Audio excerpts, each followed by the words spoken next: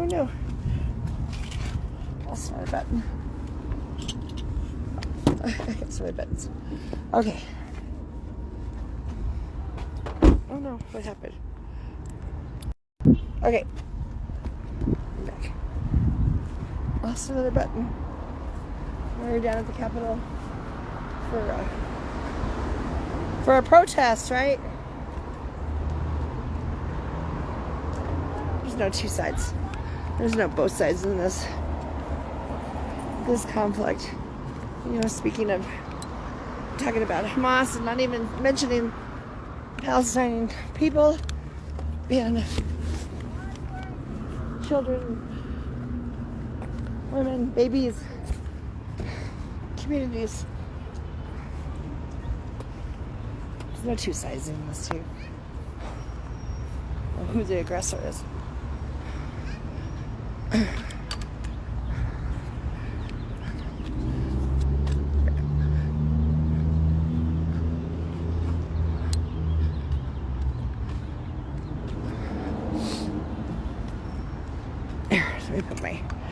Let me put my backpack on so I'm not struggling.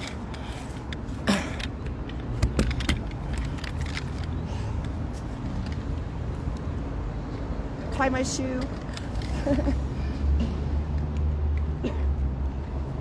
Oh, did I lock my car?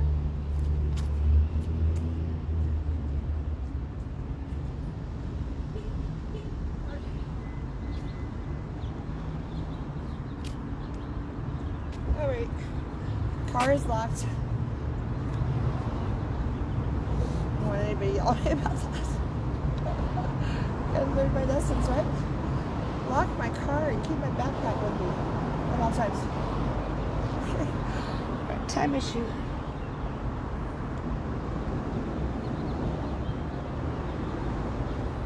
Oh. My knee is better, but still. Excuse me. Still bothering me. Look at all the people here. Awesome.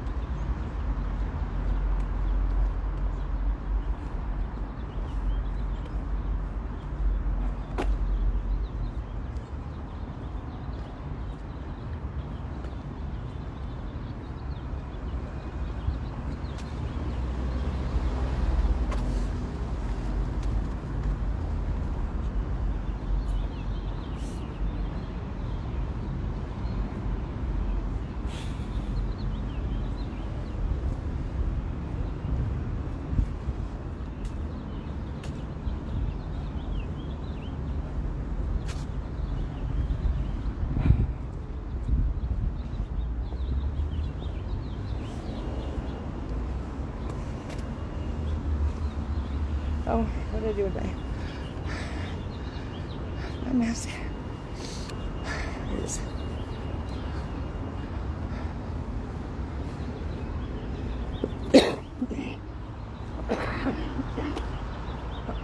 Excuse me.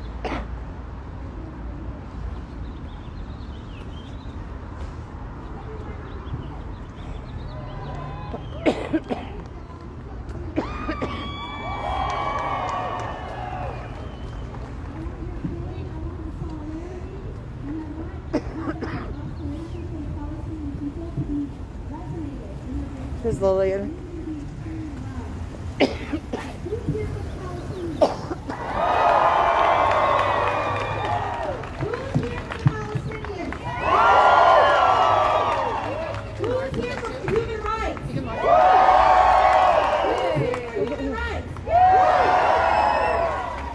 I'm going to stand to the side because podiums are very informal for me. And for those who know me, they Miss know Joe. like formality. Okay. Can the people in the back hear me? I just want to make sure that we have accessible sound. Can the people in the back hear? Okay, awesome. My name is Nadine Madasim Mahmoud Ibrahim Karaja. My name tells you who I am and where I come from. Nadine is the name that my parents gave me. Madasim is the name of my father. Mahmoud is the name of my grandfather, Allah yarhamu. Ibrahim is the name of our sub-family within our, what we call clan or dad, House of Karaja. And we've been historically within Deir Zia, which is a small village outside of Ramallah, for more than 700 years. Our original structure still stands there. We have a written record of every single person that has been in our family for over 700 years. So, you betcha I'm indigenous to those lands. You bet you that I as a Palestinian have always been there. And I will always continue to be there, because even if you displace us, Palestine will beat in our hearts, and Palestine's beating in everybody's heart here today. It will never be forgotten, and it will never be mislabeled as General Arab. That's who we are. We are Palestinians, and we're here to stay. I was also blessed with the birthplace of Jerusalem. I was born in the most holy part of the world. I was born 10 minutes from Masjid al-Aqsa, which you all may have heard recently about being attacked and desecrated, the third most holy site to Muslims, a population of more than 2 billion people. I'm going to repeat that again. Population of more than 2 billion people is experiencing a direct attack on their third most holy site. That's not freedom of religion. If anything, that's a restriction of religion, and that's a complete violation of the human rights of Muslims all over the world, and that needs to stop. We're also here today, which, honestly, I'm sorry if this brings tears to my eyes, but May 15th is going to mark the 73rd anniversary of the Nakba. That's 73 years ago, back in 1948, where more than 400 to 600 Palestinian villages were demolished, completely demolished and mowed down to the ground, making tons and millions of Palestinians either perishing on their own lands or being forced to leave their own lands. And guess what? Some of those same families that were pushed as part of that exodus are living in Sheikh Jarrah today. They are the same families that are present there today, where the Israeli government is saying that there's some sort of private real estate matter that is looking to displace them for even more from their homes and who they are. And we're here to say, stop.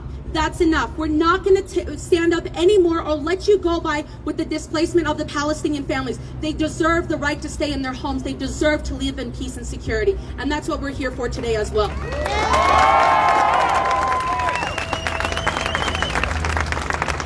Now, I do want to have you guys know about this. The Israeli Supreme Court is trying to be a little quiet about this. They pushed their appeal hearing 30 days in hopes that you all, each and every one of you, will stop talking about Sheikh Jarrah. And I need you all, before you leave here today, to know all of our hashtags and to keep Sheikh Jarrah on your mind and in your heart. Because if you forget Sheikh Jarrah is going to be displaced. And that responsibility lies on you. Third, and what has been an absolute atrocity to the Palestinian people, is what's happening in Gaza right now. We have more than 2 million people that are living in an open-air prison. Even if they wanted to flee the violence of more than 10 Israeli bombs that are falling down on them in every minute, they have no opportunity to do so. They are forced to take that on. There are kids and families there that are posting their stories. I have a friend of mine who was from Gaza. He's a doctor. And he posted today about a little girl named Maryam. Maryam is 3 years old. She died in a bomb attack this morning. Her second day of Eid, she was still wearing her Eid clothes. Her family doesn't know how to bury her because there's absolutely no presence of her body anywhere. She has vanished into smoke at the level of bombardment that her family experienced, a complete mow down of the entire building where they were staying in. I don't know what military aid from the U.S. is supposed to support that type of self-defense, because that sure as hell is not self-defense. That is a complete violation of human rights. That is a complete... That is murder of Maryam and everybody like her, and that must end. And we are tired here as U.S. taxpayers who are forced to pay taxes every single year and every single day of our taxes being misused to support human rights violations abroad. We are here to say no to that.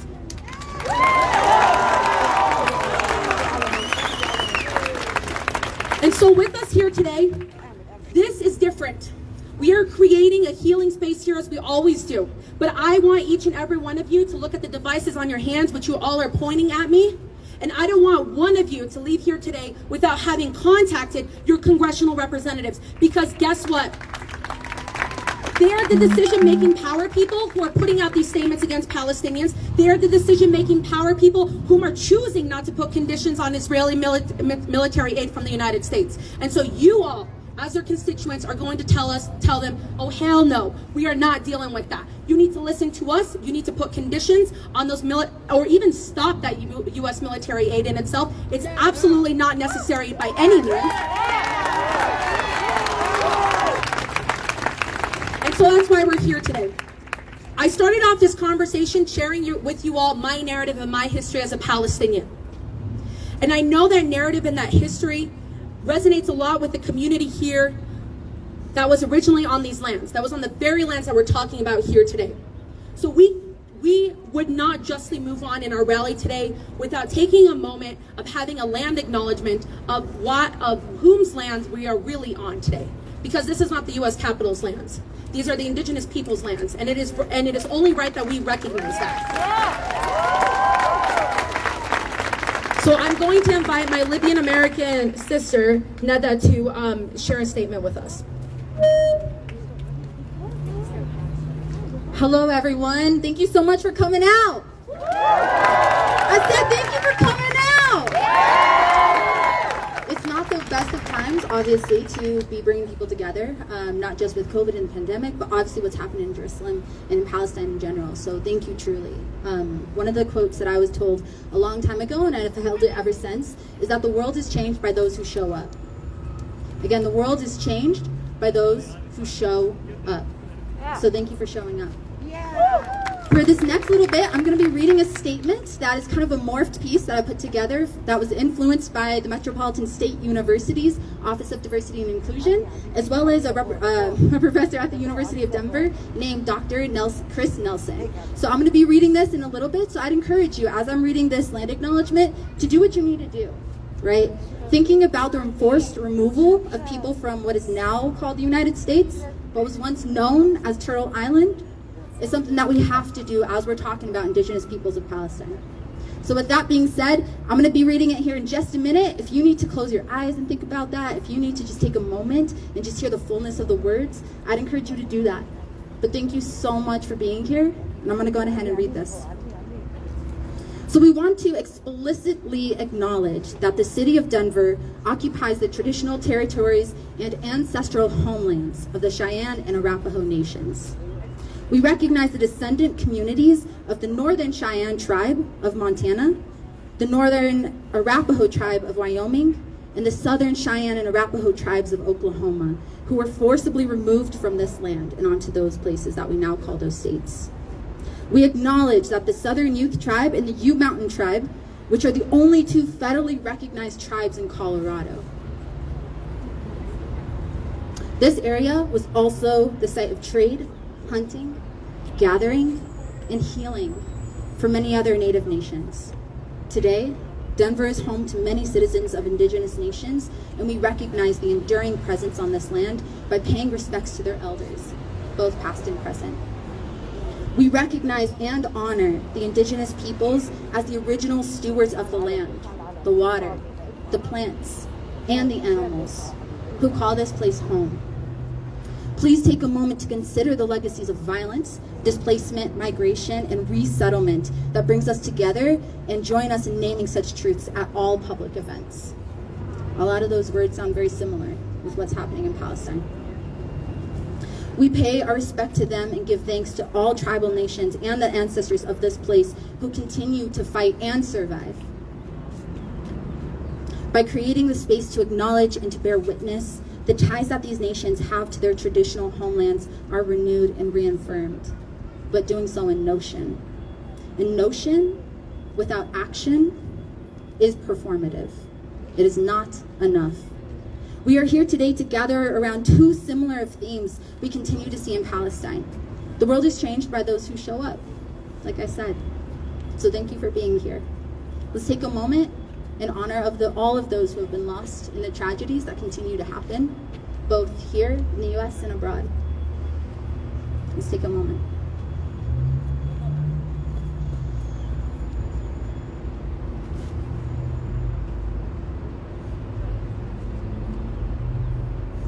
With that being said, let's remember why we're out here today. All right, let's remember the people who continue to live and who continue to survive, and by all means try to survive and thrive in the places that they're in. So thank you all again, and if you need me, I'll be back in the tents. There's a few things happening back there. There's some food, there's some water, there's some sparkling water as well for all of you, those who drink it. So please come visit me back in the tent, in the white tent over there, and I'll see you all soon. But I'll hand it back to Nadine. Free, free Palestine! Free, free Palestine! Free, free Palestine! Free, free Palestine! Hell no, we won't go! Hell no, we won't go! The occupation's got to go! The occupation's got to go! Hell no, we won't go! Hell no, we won't go! The occupation's got to go! The occupation's got to go! Thanks, y'all.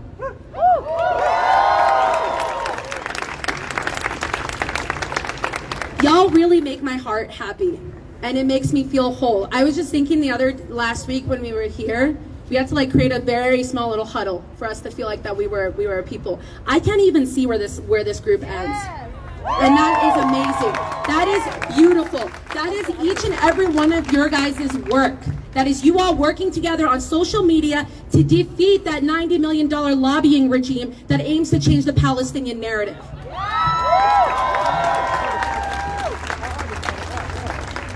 So, I mentioned to you all, we are here today to raise awareness about the Palestinian people. We are here to be with each other in a healing space. But 3, I need you all to act. I need you all to act. I need you all to act. I am tired of my friends telling me, Nadine, we're so sorry what's going on in Palestine. I don't want to hear that. I want you to tell me, Nadine, I'm so sorry what's going on in Palestine. I hold your family in prayer. And guess what? I made that phone call. I sent that email. I am here for you. I have shown I am here for you. And I want you all to show you're all here for us by continuing to be here with us in this space, but also to leverage the power and the privilege that you all have. We have these QR codes floating all around here. I don't want any of you all to leave today before you scan with that QR code and see those call to action items. We ask you all to call your respective representatives, and we ask you all to send an email to them. And I'm going to read that email to you because that email was crafted in collaboration with Palestinian women here in Colorado. So this is their voice in reaching out to Congress. And we need you all to take that email template, send it out to your congressional representatives for the districts that you live in, and amplify the voices of those Palestinians who've asked you to do that. Can you all do that for us? I said, can you all do that for us? I said, can you all do that for us? That's what I'm talking about. It's that type of energy that y'all are going to take those little devices that we're honestly obsessed with in so many regards, that we're using right now to scan this QR code. Take like 30 seconds of your time to do that. I'm going to be watching y'all too. So I'm going to read that letter here for you because we think it's important for you all to understand what it is that you're signing up for. Dear insert congressperson, I am one of your constituents, and I'm writing to you with great concern over the unraveling events in Sheikh Jarrah, East Jerusalem, Gaza, and the violence against Palestinian worshippers at Masjid al-Aqsa and surrounding holy sites. Several indigenous families are being unlawfully forced out of their homes and replaced by Israeli settlers. They are also being threatened, arrested, attacked, and killed by the Israeli Defense Force. For any of you that know Palestinians, you know very well we don't call that a defense force, we call that an occupying force. And to watch this all transpire during the holy month of Ramadan in one of the most sacred cities in the world is unjust, unsettling, and needs attention. Racist violence against Palestinians has been ongoing for years, and the United States has enabled this violence by providing the Israeli government with $3.8 billion in military aid annually. This aid is dispersed with no accountability or conditions attached, further perpetuating the racism and violence against the Palestinian people. Palestinian families deserve fundamental human rights and the right to live safely and freely in Sheikh Jarrah and any other occupied lands. U.S. taxpayer dollars should not be funding the annexation of Palestinian land, building of illegal settlements. As a constituent, I urge you to take action and work with other members to, 1, place conditions on military aid to Israel, ensure that U.S. taxpayer funds are not utilized by the Israeli government to support military detention of Palestinian children, the unlawful seizure of Palestinian property and displacement of Palestinian citizens, and the expansion of illegal annexations on Palestinian land by supporting H.R. 2590, which was introduced by Representative Biddy McCollum. That was a lot. That's what Palestinians are experiencing every single day. Hold Israel accountable. Despite clear international law, Israel continues to breach and violate human rights by expanding settlements and upholding an apartheid regime that continues to deprive Palestinians of fundamental human rights and security. Address and recognize the demands of Palestinians for freedom, justice, and security. Signed, your constituent with the respective district. That's what we want you all to share here today. That's what we want you all to amplify. Can I get your commitment? I know y'all are louder than that. There's a lot more here. Can I get your commitment?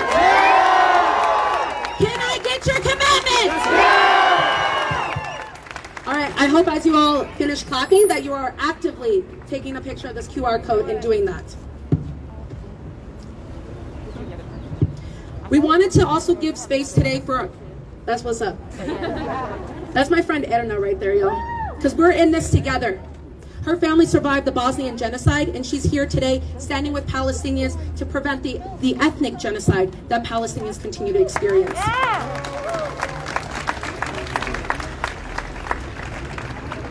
This rally is a unique one for us. We are for the first time seeing the Palestinian voice and the Palestinian narrative start to enter into spaces where it has never been before. And that's all thanks to you all. We as Palestinians continuously fight major Israeli narratives, whether it's from big corporate media, from congressional representatives and their strong lobbying parties, or within any space that we try to navigate. And you all are shifting that. You are all shifting that to make sure that the Palestinian voice is heard and that it is not judged or excluded in any capacity. And so with that being said, I wanted to invite our first speaker to the stage here today. That's Honorable Joe Salazar. And he's going to talk to us today, drawing on the parallels of what the Palestinian plight is in their pursuit for maintaining their indigenous lands and what people here within the United States, indigenous communities here, and what they continue to do to preserve their sense of indigenous within the very lands that we're taking from them. So please join me in welcoming Honorable Joe Salazar.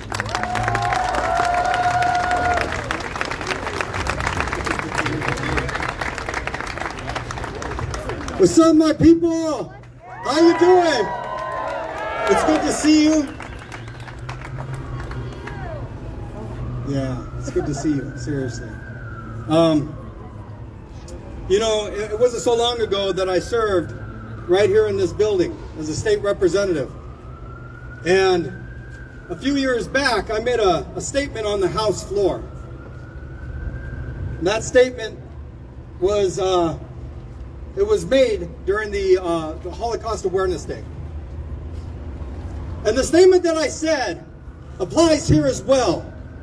I said that human history is neither original and as surely as vain. It's not original because we see it repeat itself over and over again.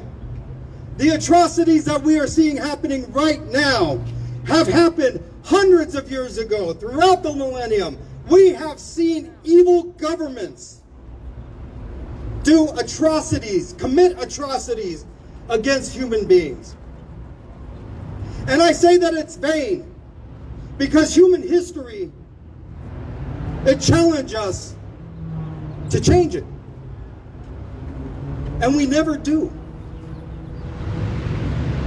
Human history is unoriginal and vain. Unoriginal. We have seen the exact same types of policies, the racism, the apartheid in other countries, and we've seen it here as well. I am indigenous. I am Chicano. I am Apache and Spanish. My own people were forcefully removed from their land that they are indigenous to. The Navajo, the Cherokee, the list goes on and on.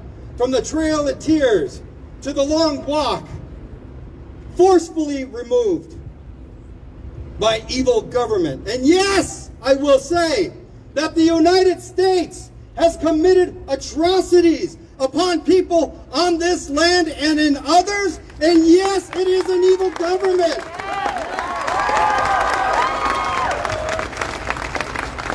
It is feeding billions of dollars to the Israeli government to commit in the same atrocities that have played itself over and over again. And let's not also forget how Black Americans, how Mexican Americans, Asian Americans, throughout the hundreds of years, have experienced the exact same thing that we see happening in Palestine today. We should have a coalition of communities of color standing right here with you. I have seen some indigenous brothers and sisters here. Thank you very much. Appreciate you being here. Let me tell you what else we need to stand against this unoriginal and vain racist history. We need those legislators who are standing right up there, who are standing up there, looking down in solidarity. We need them standing down here with you. We need them on Twitter. We need them on social media, decrying the evil that we see happening in Palestine by the Israeli government. We need elected officials to stop being afraid of standing up against the Israeli government. I'm not talking about the Jewish people. I'm talking about the Israeli government. Two separate things for me. We need those people up there to speak in one accord. And a governor that sits right over here. And a lieutenant governor who sits right over here. Speaking out and speaking up on your behalf. I'll tell you, just the other day, I follow the wonderful Congresswoman Rashida Tlaib. And she put out on Twitter a video of the air raids that were happening. And this video was filmed by a parent in a building. And as hell was raining down upon the people, man, I can't get this. I can't get the cries of the children out of my head. You heard them, petrified about what their future holds, if they would have a future. And I sat there and I watched it, and I couldn't stop watching it. I watched it over and over again to let it sink in. The crimes against humanity, the war crimes that are happening right now, those things that are happening to these children. And I thought to myself, when I finally turned it off, I sat there and I cried. And my wife looked at me like, what the hell just happened to you? Because I rarely cry. And then I got up and I was so mad. I didn't know what to do with my anger. I just balled up, thinking, what if that was my child? What if it was your child? And an evil goddamn government was doing this to our children. What would we do?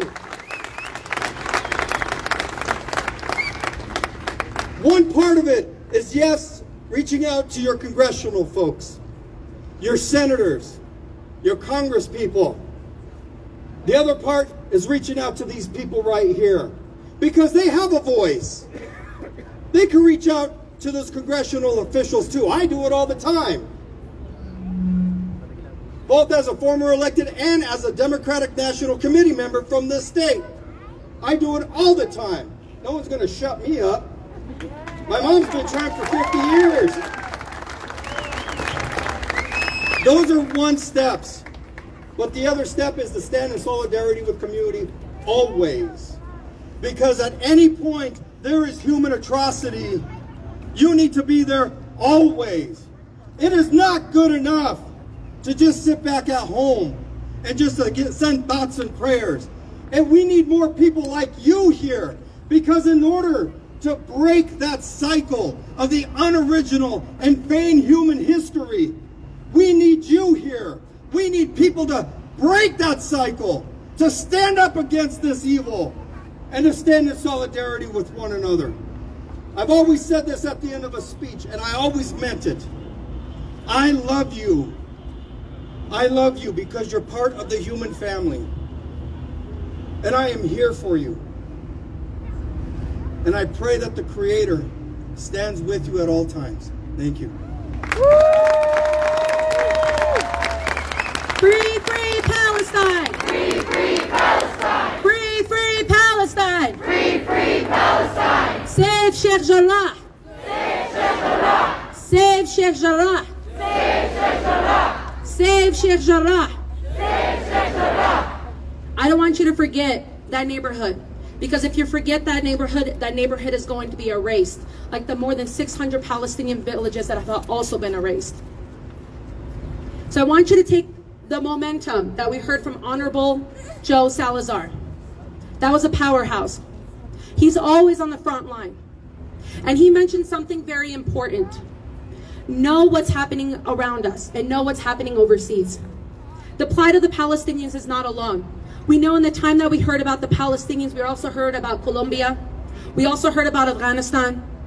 We also hear about all that's continuing to happen in Yemen. And it's important to hold everyone within those spaces and to act on it as well.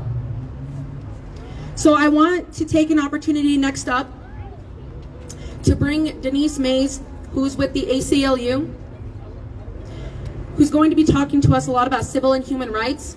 A lot of you know the ACLU because of a lot of the reporting and active involvement that they had on freedom of speech, as well as police brutality. And guess what? Your Denver Police Department that's over there has a relationship with Israel. They work with the ADL every single year to send Denver police officers to Israel to train with Israeli Defense Forces. So the images you saw of George Floyd last year, may he rest in power, are the same images now you're seeing out of Palestine. Because guess what? You're talking about the same type of military use of power. And that must end. That must end. Join me please in welcoming Denise Mays to the stage. Thank you very much. One of the things that I had to tell the organizers who asked me to be here this afternoon is, I'm not your rally speaker. I'm usually the person that comes with a good, smart, intellectual argument and say, are we good? Are we good? But here's one thing that I'm going to learn. And I'm going to start this by saying 2 words, and I want you to repeat them after me. Free Palestine. Free Palestine! And now I want 3 words. Free, free Palestine. Free, free Palestine! I'm going to take one point of personal privilege here and tell you that I have been following this particular conflict for many, many years, for decades. And there is one thing that I can say for sure, certainty, without any doubt. What the Israeli government is doing to the Palestinian people is reprehensible. And the only thing more reprehensible than what the Palestinian government is doing, that the Israeli government is doing to the Palestinian people, is that our government seems to be okay with it. Blind reverence, blind, unfettered reverence to the Israeli government, that's not good diplomacy. That's the wrong side of history. And we have got to let our government know that to the contrary, We want to be on the right side of history. You see, because one government in that part of the land has their own independent state. The Palestinians do not. There are 7 million refugees that are Palestinian in that part of the land, and we cannot forget them. Our government has, but we cannot. We bear witness today to a significant volume of human rights violations, occupying someone else's land, building on it as if it were yours, disrupting people's lives and controlling their lives, even to the point where the Israeli government controls the very movements of the Palestinian people. That is for sure a human rights violation unlike we have ever seen before. And there's one thing I want to make absolutely certain. Being pro-Palestinian is not anti-Semitic.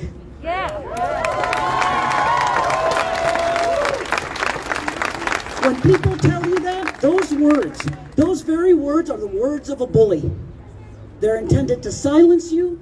They're intended for you to take one side and that this is a black and white issue and it's a one by, and you got to go with not being anti-Semitic. Bullshit.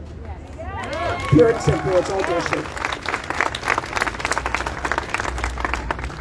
I don't need to tell you this, but the latest attacks have gone far beyond than what we have seen in the most recent past. And those, we can call them all kinds of pretty words and try to capture the right kind of messaging, but the bottom line is they're reprehensible. They should be condemned unequivocally, and our government should not sit back and let that happen.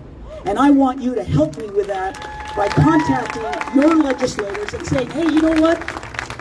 I'm not anti-Semitic. I'm pro-people. I'm pro-human rights. I am anti-corruption. I am anti-occupation, and that's all you need to say. And there are the words of Martin Luther King that I am reminded of right now, that justice anywhere, injustice anywhere is injustice everywhere. Thank you for being here. Go Palestine. Let's hear it again. Go Palestine! Go Palestine! Free, free Palestine! Free, free Palestine! Free, free Palestine! Free, free Palestine! Stop USA to Israel! Stop USA to Israel! Stop USA to Israel! Stop USA to Israel! All right, want to do a quick crowd check. How's everybody doing? Y'all killing me when I ask you the first time and you're like, how's everybody doing? All right. I know we're asking you to stand in place, and I know a lot of you are like here to march and move. Don't worry, we're going to get you there. We just find it very important for you all to see the parallels of what's happening in the United States and how it connects to what's happening to Palestinians. So thank you, Denise Mays, for that. Let's hear it again for Denise Mays.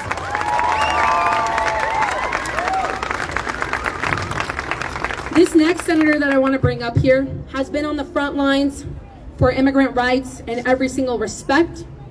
When Trump was trying to push for a wall at the border, she was at the front lines against that. Guess what? Palestinians have a border. My grandma looks out her window and she sees a massive border.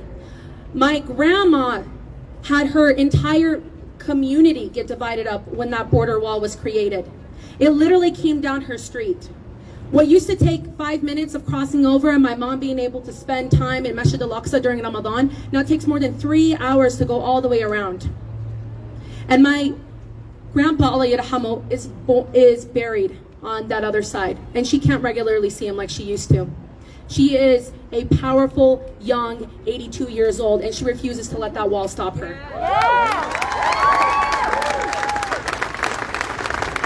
Heck, that woman is more powerful than me. And if there's something that people know about Palestinians, it's damn, their women are strong. They have a resilience unlike any other. Let me see where all the Palestinian women are in this crowd. Raise your hand proudly. These are your Palestinian women. These are your Palestinian mothers. These are your Palestinian sisters. There's something so special about the Palestinian mother. In Gaza, the Palestinian mother tells you when her child passes away, I won't shed a tear. because my son's doing this for the Palestinian people. I'm not going to shed a tear and let them think that they've taken advantage of us or of our emotions. We're going to stay strong. And that's just really the power of the Palestinians, especially the Palestinian women. And I'm honored to be one. Okay, next up. All right, let's bring up Senator Julie Gonzalez. Please join me in welcoming her.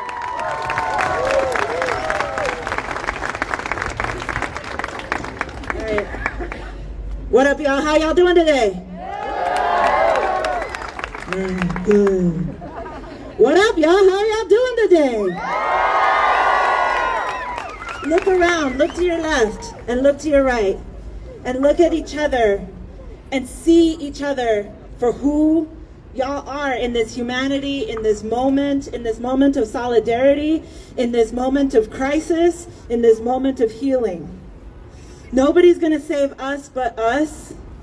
Nobody's gonna save us but us. And the fact that there are so many people coming out today to demonstrate their solidarity, that's gonna be how we save each other. So look around, acknowledge each other. Look around and see each other. We're coming this year, these past 15, 16 months have been real hard for us. But people, we are resilient. My name is Julie Gonzalez, and I'm honored to represent Northwest and downtown Denver here in the State Senate. I work inside of this building right here. And I want to acknowledge that the work that happens outside in community is what makes the work inside these buildings possible. I want you all to know that the phone calls that you make, that the emails that you send, that the action that you all demand makes change possible inside the halls of power. And so y'all need to use your voice. Y'all need to raise your voice. Y'all need to demand action and accountability for the actions of this government. I want to talk just briefly about my history, because my family goes back here in southern Colorado and northern New Mexico antes de cuando era México, since before this land was Mexico.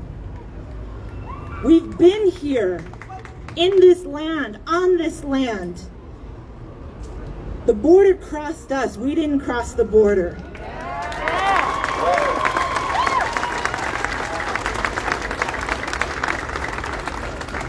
When my mom was pregnant with me, my dad got a job managing a bunch of ranches. And so I was actually born on the San Carlos Apache Reservation. And I grew up alongside the San Carlos Apache Nation. And there I learned the importance of solidarity with indigenous brothers and sisters, and the ways in which land is power. The way in which land is power. The way in which land is home, is culture, is power. When I was 10 years old, my dad got a different job managing a different ranch, this time on the border of South Texas. I grew up on the border right in the mid-90s, right as NAFTA and these international trade agreements allowed goods and services to move freely across borders, but didn't afford human beings the same dignity.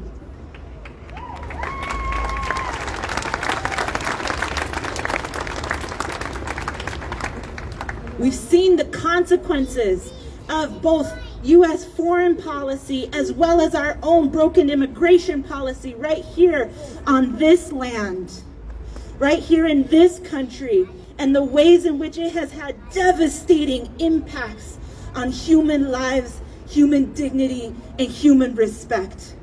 And to think that the ways in which what is happening to Palestinians, and what is happening to undocumented people, what is happening to indigenous people, what is happening to brown people and black people here on this land, unceded Arapaho and Cheyenne land. There are important parallels for us to understand and to recognize. And so it is with utmost respect that I stand here in solidarity con las mujeres, with the women. That I stand here in solidarity with people with whom we haven't always had solidarity. I want to just acknowledge and name that this may be, I want to ask a question, just honestly. For how many folks this is your first time coming out in solidarity with Palestine? Yeah, any first timers here? To you, I want to say, welcome to the movement, y'all. This is how movements grow. It's by welcoming people in. It's by building solidarity. It's by understanding and recognizing the parallels and also the differences in our experiences. It is through those connections, through those conversations, that we build power. And as we demand change, as we demand accountability, it is in that recognition that we are stronger when we fight together, that we are stronger when we work together, that we are stronger when we build community together, that is, y'all, how we're going to achieve justice.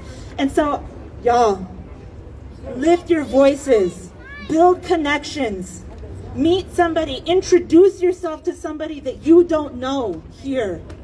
Build that connection, and then come back to the next action, to the next march. Bring somebody with you, because that is, y'all, how we are going to change this world. Thank y'all so much.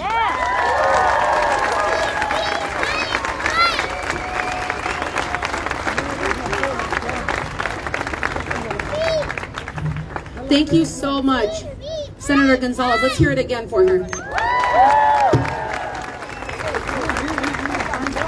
Something powerful in what she said is that land is culture. Land is home. Any Palestinians that are here know that you can know where a Palestinian family is from just based on their last name. Oh no, you can come back up here, little buddy. No, it's okay. It's okay, come on. What's his name? Jed? Come here, Jed. What do you want to tell us? Jed has something to say. Come over here. Free Palestine!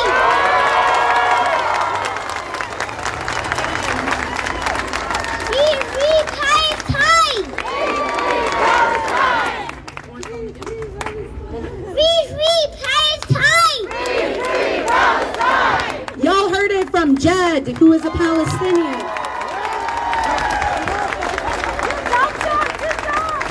Let's hear it again for Jed.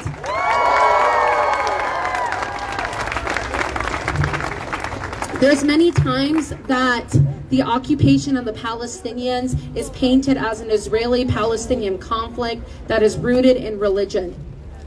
Guess what, y'all? That's fake news. That is fake news.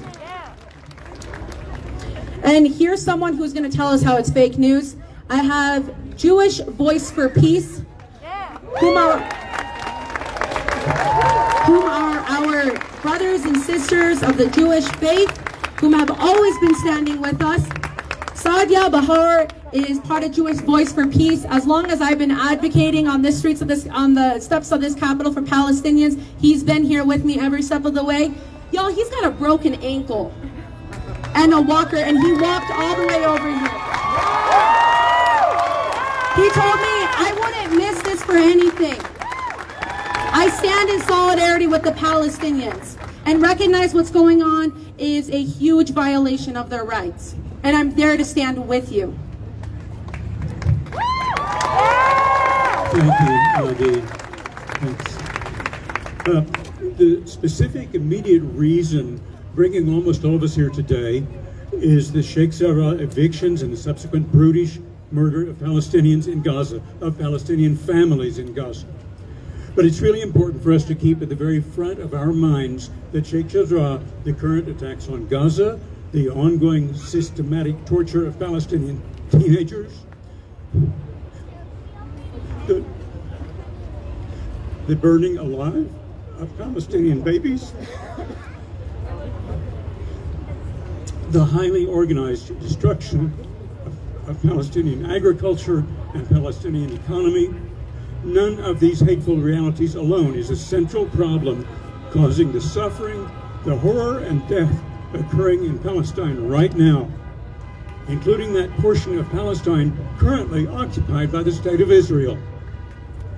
They're all, without exception, simply among the results of that central problem, and that problem is, and always has been, Zionism itself. Zionism in its very essence is a racist, a genocidal doctrine that cannot be reformed, fixed, modified, or tempered in any way without ceasing to be Zionism. Unfortunately, the liberal Zionism some people in the U.S. still long for is as much an impossibility as liberal fascism. Every attempt at a Zionism light is futile and bound to end not only in failure, but also in further complicity in the destruction of Palestinian culture and death of more Palestinian people. There are many good-hearted people in the U.S., including Jewish Zionists and Christian Zionists, who actually believe that the Zionist project simply went wrong at some point a few years ago and just needs to get back on track. But Zionism is wrong in its very foundations. Others feel that things went wrong with the gradual ascendance of the ultra-Orthodox in Israeli society. An example of this being the support of many liberal people in the U.S. for the right of Israeli Jewish women to have equal access to pray at the Western Wall. How can such an issue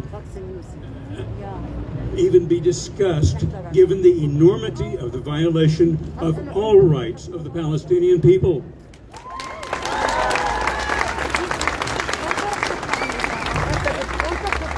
Some well-meaning people have said it is especially important to note how extremism from both sides, Palestinians and Zionists, has fueled this disaster. No. This is not a contest between equals. The playing field is not level, and it never has been level for even one instant in the past 8 decades.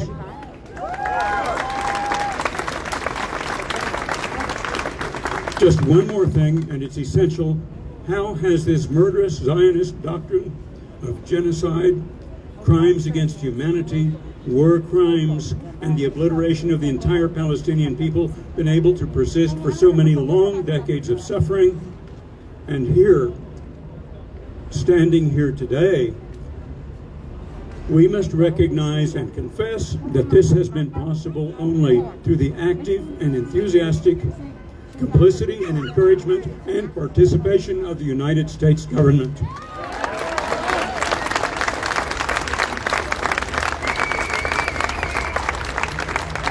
Let's hear it again for Sadia.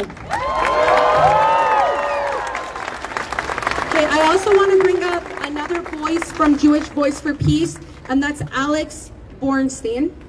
So please welcome Alex to the space.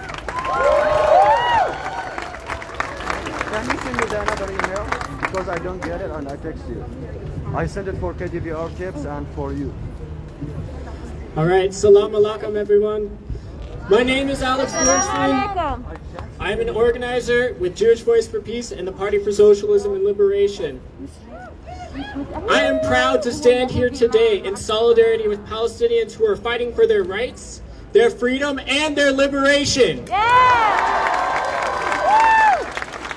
Before joining the Palestinian cause, I, like many other American Jews, was a Zionist. You're supposed to boo. For American Jews, Israeli propaganda starts at a very early age. If you go to Hebrew school, you're bombarded with information about Israel.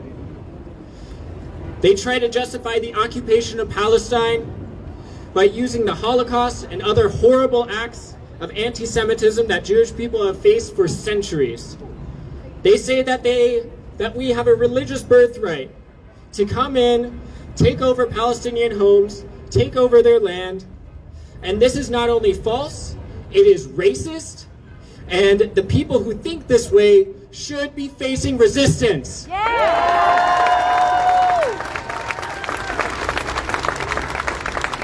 Now, I want to take a moment here to talk about how Israel has never existed to genuinely support or protect Jewish people. In fact, Israel, when we look at the rhetoric, it reveals that Jewish death and tragedy is something that Israel feeds off of. It uses our trauma to justify occupation. Take, for instance, the Squirrel Hill shooting, in which an anti-Semite massacred Jewish people in a synagogue on Shabbat. At the time, Israeli Prime Minister Benjamin Netanyahu told American Jews to come to Israel and help the occupation because we aren't safe anywhere else. But in Israel, we see that many Jews aren't even treated well. Holocaust survivors receive ever-dwindling pensions and are evicted consistently. We see that non-white Jews, especially Ethiopian and Arab Mizrahi Jews, are racially discriminated against. And whenever Jews die in Israel, the Zionist state uses their deaths to justify brutal attacks on Palestinians. Not only is this a gross excuse to carry out senseless violence, but it also endangers the lives of Jews everywhere. Yeah. So, while many argue that being anti-Zionist is anti-Semitic, it is quite the opposite.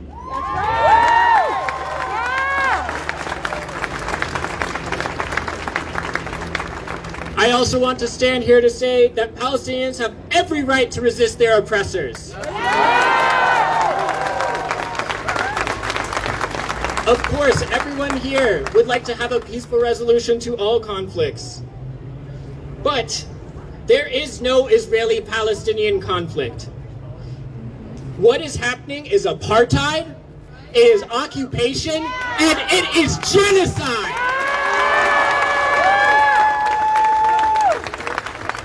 For Israel and their supporters, there is no acceptable way for Palestinians to resist their occupation. If they protest peacefully, Israeli soldiers will shoot at them, just like they did in the Great March of Return in 2018, when Israel killed or wounded thousands of Palestinian people, including children and medics. As of right now, just this week, Israel has murdered 31 children. When Palestinians call on the international community to support their cause through boycott, divestment, and sanctions, like South Africans did against apartheid, is denounced and called anti-Semitic. Israel supporters have even created a website called Canary Mission, in which they spy on student activists and academics and blacklist them from universities. I myself am on this site simply for tweeting support for BDS. They called my place of work to tell them that I am indoctrinating children and that I should be fired simply for supporting Palestine. But it is the Zionist institutions themselves that are committing this frequent this indoctrination and these blatant lies. So, if Palestinians and their supporters aren't allowed to resist peacefully, my question to you is this: what are they supposed to do? It is not terrorism to take up arms against your oppressors. The real terrorists are the governments in Israel, it's the military, and it's their supporters in Washington, D.C., and in this building over here. Israel could not exist without massive military aid and political support of the U.S. government. So we have an important role here in the United States. We must be steadfast in our support for the Palestinian people and their struggle. We must support the boycott, divestment, and sanctions movement. We must push our elected officials to immediately end all military aid to Israel. And most importantly, we must come out here and support a mass movement for the demands of the liberation of Palestine. It was because of the people's movement that Derek Chauvin was convicted for the murder of George Floyd. It was because of the people's movement that the charges were dropped against the anti-racist organizers here in Denver who are fighting for justice for Elijah McClain. The Palestinian people have not gone away, and they have not forgotten their history. They show us what a determined people can do in the face of overwhelming odds. Let's keep fighting alongside them, and we will keep fighting until Palestine is finally free. From the river to the sea, Palestine will be free. From the river to the sea, Palestine will be free. Thank you. Shalom Aleichem. Salam Alaikum. Let's hear it again for Alex, y'all.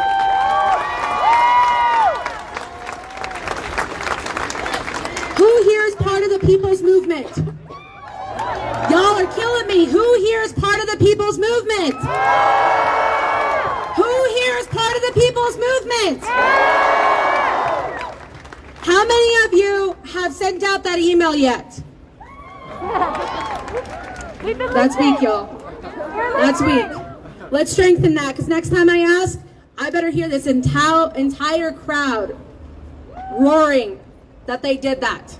Just a simple task, takes 30 seconds. Once you click on that link, if you're like, hey, it's too much to copy and paste this, scroll down to the bottom of the email template. All you got to do is put in your name, your address, automatically sends it out. That's all it's going to take. Can I count on you? Can I count on you? The freedom. Viva Gaza! Viva Gaza! Viva Gaza! Oh, Viva Gaza! Viva Gaza! Viva Gaza! Viva Gaza! That's the beauty of bringing Palestinians together. You saw people as young as Judd, and you see people at the wonderful young age of our Amma over here as well. All right, y'all, I want to bring up a very well-known activist. Many of you probably know of her in many different spaces. Candace Bailey came here to express solidarity with the Palestinian people, and I'm asking you to join me in welcoming her into this space.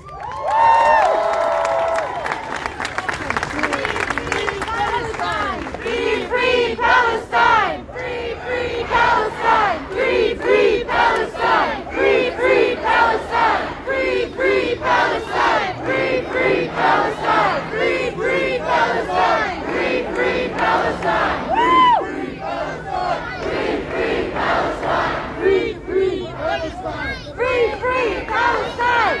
Denver, Colorado! Denver, Colorado! I can't hear you! I still can't hear you! Last night, my sister Iman Jodeh called me, and she asked me to come here today to stand in solidarity. I got here today not even sure what my words would be, what would happen, because I don't write speeches. I don't show up that way. I show up for humanity. And so today I was listening because they were saying the microphones can't be heard way back there. And I thought about that very in depth, because we have a privilege here today that there is not being had in Palestine. Do you understand? Yeah! Whether I have a microphone or not, Palestine cannot hear that we are here today. Do you understand that? Yeah! Do you understand the privilege that we have here today to write a letter, to send an email, to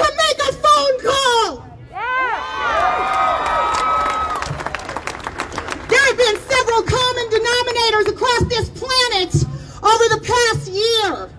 Over the past year, I have come to these same steps to watch and to speak about something called genocide. We continue to paint pretty words. We continue to use words like occupation. This is not an occupation. An occupation is a job. It is a job. An occupation is a job. Look it up. Sitting somewhere does not make you right to be there. This is genocide. This is genocide. Across our planet, human beings, we are experiencing genocide. Yes. A year ago, I would have probably seen 10 or 12 of you here versus probably the 1,000 that I see today. I am so proud to see the Palestinian people united today in a way I have not seen in the past decade here in Colorado.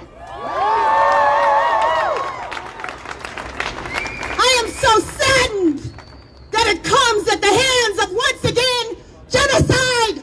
Genocide! Genocide! Are you not tired of genocide yet? Because Palestine is every one of us. It is every one of us. Right now is a time of a religious festival that many of my Muslim brothers and sisters are celebrating.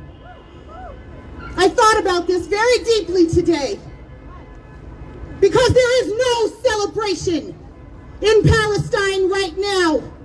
My Muslim brothers and sisters in Palestine, my Jewish brothers and sisters in Palestine will not be involved in any festival. We have a privilege here today. Every day we have a privilege. Every day we must exercise that privilege by standing up. Because there is not a time when silence ever equates to life.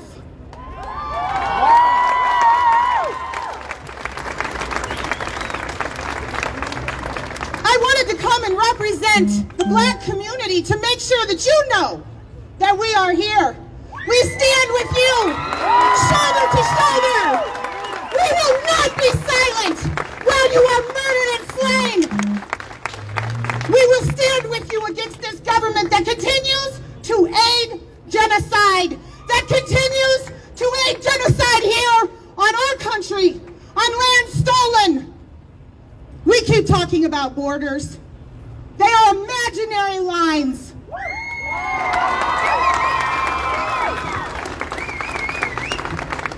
We have created more division than we can even imagine in our own minds. It is time for us to unite. There is a common denominator. I can't look back at my lineage and imagine that I was holding hands with you, my sister, I promise you. I promise you. With you. With you. With you. With you. I have held hands with every one of you at some place in my journey, in my ancestry. We have dropped our common denominators and picked up the oppressor's ways to continue to colonize and commit genocide on this planet. You better grab a friend. You better grab an enemy. You better grab every hand you see. We cannot continue to pass this on to little Jed. Do you understand how I crushed when Jed stood here with this flag? Jed doesn't even know what Jed is saying at this moment in time. And this is the legacy that we are passing forward to our children. If you stand for nothing, you fall for everything. Stand with Palestine. Stand with Palestine. Stand with Tigray. Stand. Stand with your men. Stand here in the United States and fight. Fight. Fight. Fight like your lives depend on it because they do. Do not continue to hand this down like a gift. It is not a gift. It is death to our future, our ancestors.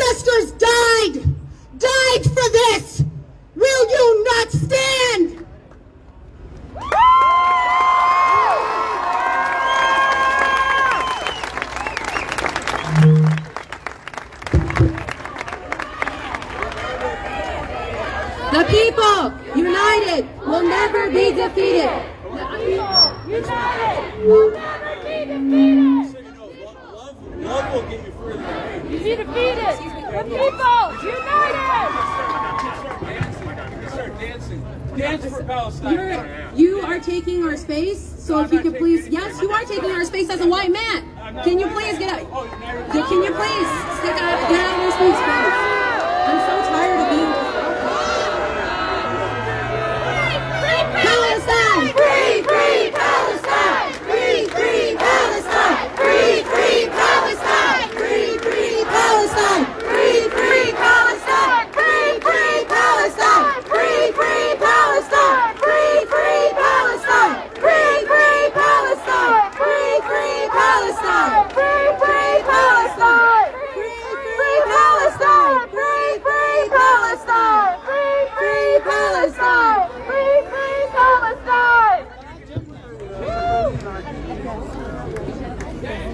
People united Will never be defeated! The people united will never be defeated! The people united will never be defeated!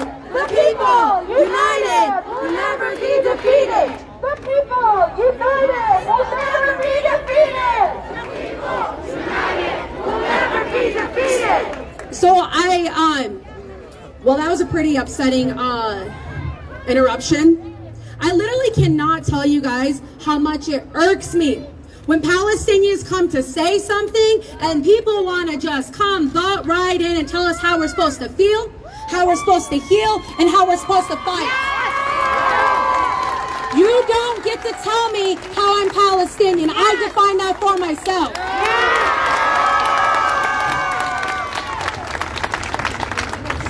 I want you all to show some positivity, some love, and some welcoming spirit to our next set of speakers, whom are actually our Palestinian sisters.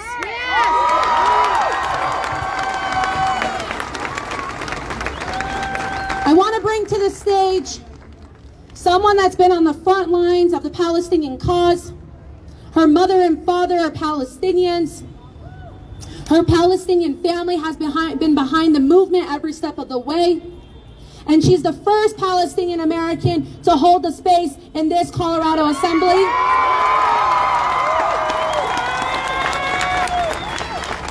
We are forcing our ways. We are forcing our presence into spaces, and we are saying our identities matter and our identities are present, and you sure as bet you're going to be hearing about what we have to say. Join me in welcoming Representative Iman Judah to the space.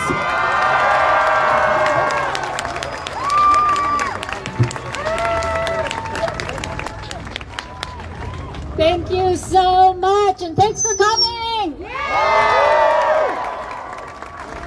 So it's really hard for me to follow Candace Bailey, so I'm going to do my best, and she's a very good friend of mine. Her and I have rallied for Elijah McClain for, I hate to say it, longer than needs to be, but we stand in solidarity with the Elijah McClain family, and we will always be there in Aurora for you. I also want to thank Nadine and Nirmin and Aya and Jessica for Neda. Who did I say? There's so many ends. Too many ends. For stepping up.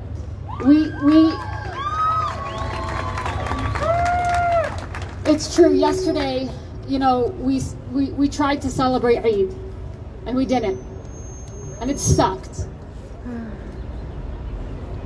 And I remember, like, I'm sitting there trying to have dinner with my family, and my laptop's open because we're trying to put this together.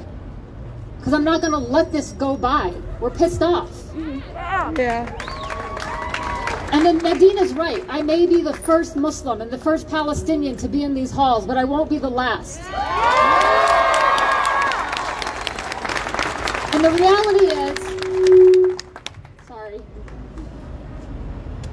reality is, is that I am a state representative, and I don't have a vote on foreign policy, right? And just like you, I live in this state. Colorado is my home. America is my home. And just like you, I am a constituent. I'm a constituent of my Congress member, of my senator, and I plan to reach out to them. Yeah. And that's what we need to do. But as long as I can remember, I have always received the thoughts and prayers. Iman, I'm so sorry. What's happening? What's going on? What can we be doing for you?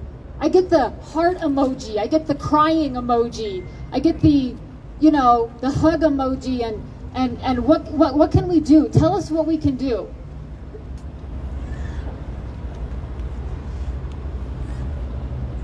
Stop being silent.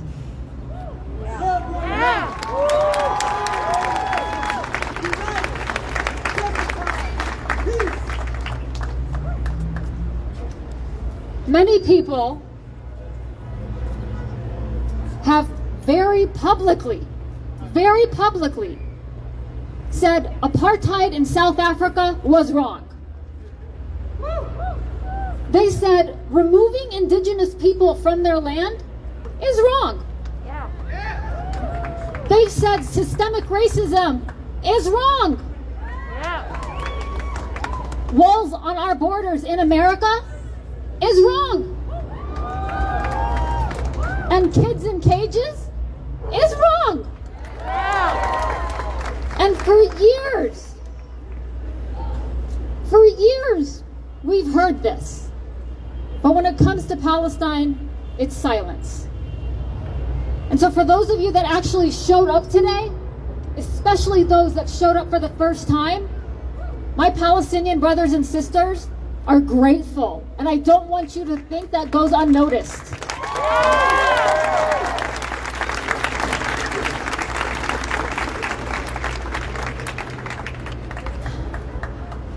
But sadly, those friends that aren't here today, or folks who just aren't educated about the situation, they're not here. And to them I say what MLK said. In the end, we will remember not the words of our enemies, but the silence of our friends.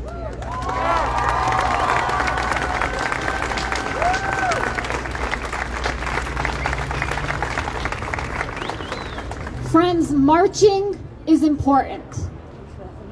Chanting is important. Sending thoughts and prayers is important. But all of that, all of those things, the people in Gaza, my family in Jerusalem, in the West Bank, in Palestine, they're not hearing it. Those kids we buried yesterday, they're not hearing your thoughts and prayers. Enough. And you know who else doesn't hear that? You know who else doesn't take a tally of those things? Our congressional delegation in DC.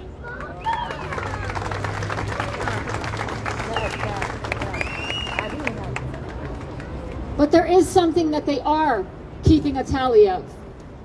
There is something that they do track. And that's how many letters that they get. That's the coalition that's building around an issue, around a cause. That's how many phone calls and voicemails they get. They take note of that. They notice. And yeah, how many times have we been disenfranchised and said, what good does it do? They don't listen. They never read those things. Some aide deletes that. I know. I have an aide. I have staff. And I can tell you from firsthand experience, we do read those things. And we do respond.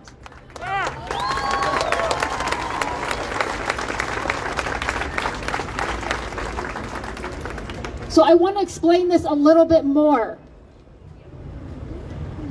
Palestinians have, just like our black, brown, our indigenous, marginalized communities, share a very unfortunate kinship when it comes to oppression and apartheid. And just like all our other BIPOC communities, Palestinians, like most Arabs, are emotional. And that's okay. We have the right to be emotional, and we have the right to be mad.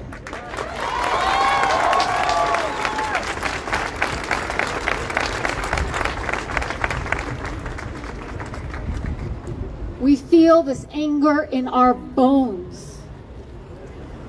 We feel it when we are forcibly removed from our homes. We feel it when our own children are put in cages. When we live under apartheid and are forced to live behind walls. All the same things that people publicly got pissed off about when it was someone else.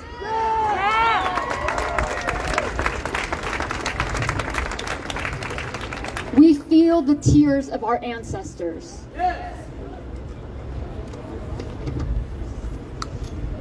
So because of that, I want to use those tears of our ancestors to pen those letters.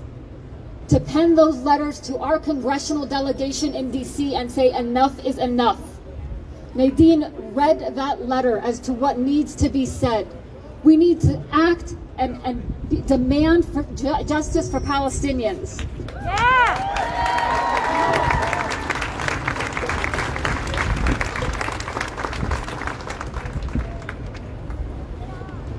We showed up here, yes, to march, yes, to show up in numbers. Yeah, I see your keffiyehs and your Palestine shirts, and that's good. We need that. We do. We need those things. But we have to take it to the next level. Yeah. We have to. This isn't working. We have to end the status quo in Washington, and that's only going to work if we get their attention by the numbers and the volumes that they get from us. We have the opportunity to change the status quo, and we have the opportunity, even better, to say there is a sea change happening. There is a reckoning happening regarding Palestine. To our congressional delegation in DC, what side of history do you want to be on?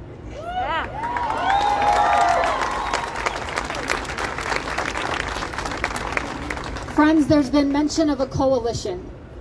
And the most favorite and loving thing that I see here today is that it's not all Palestinians.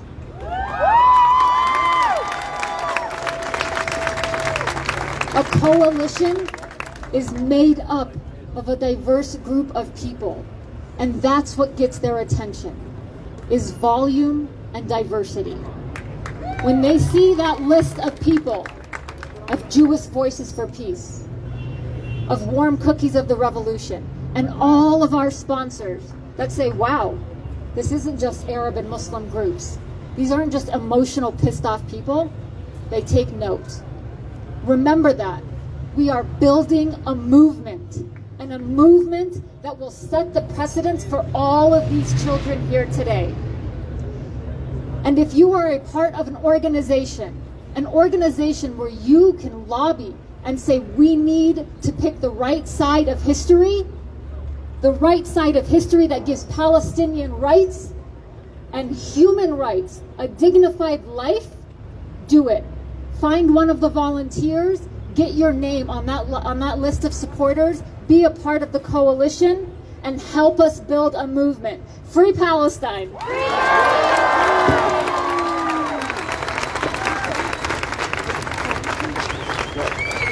The people united! The people united! We'll never be defeated! The people united! We'll never be defeated! The people united! We'll never be defeated! The people united! We'll never be defeated! Woo! Yeah! You need to take that?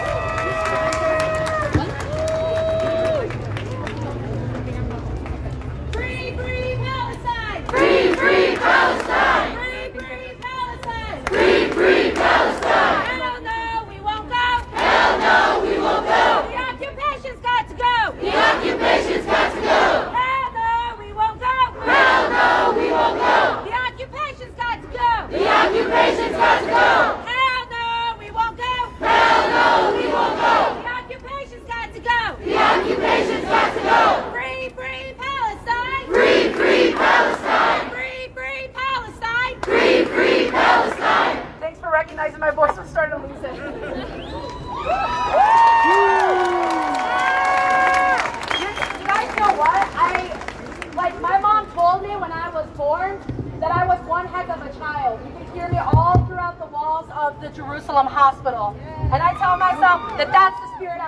born with. I was born to advocate for Palestinians and fill my life for us.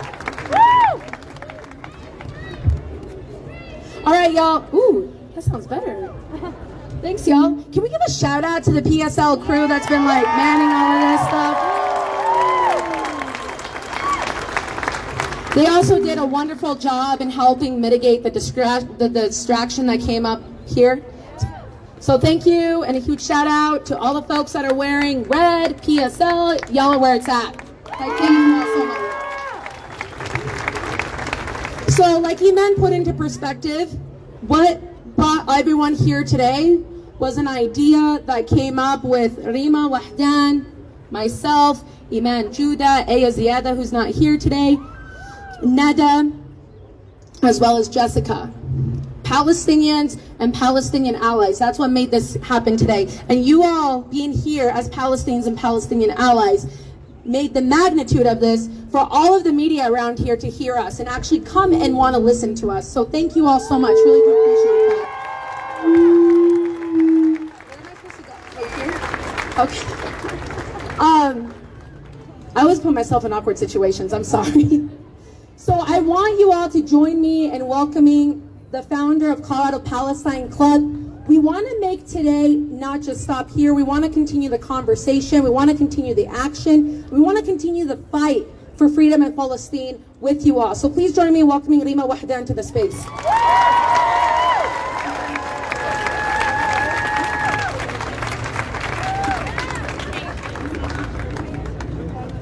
Thank you.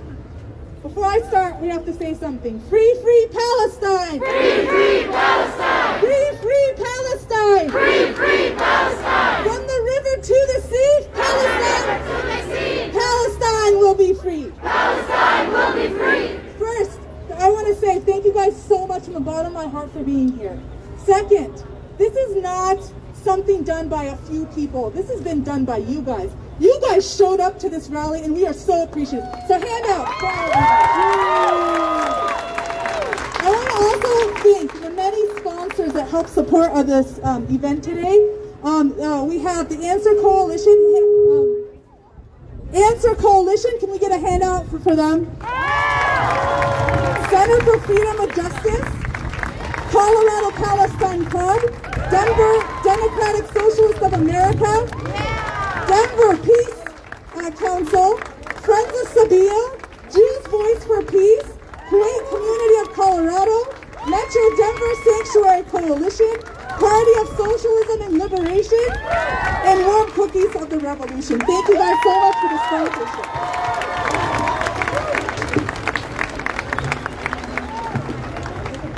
I want to start off by saying I am a proud, unapologetic Palestinian.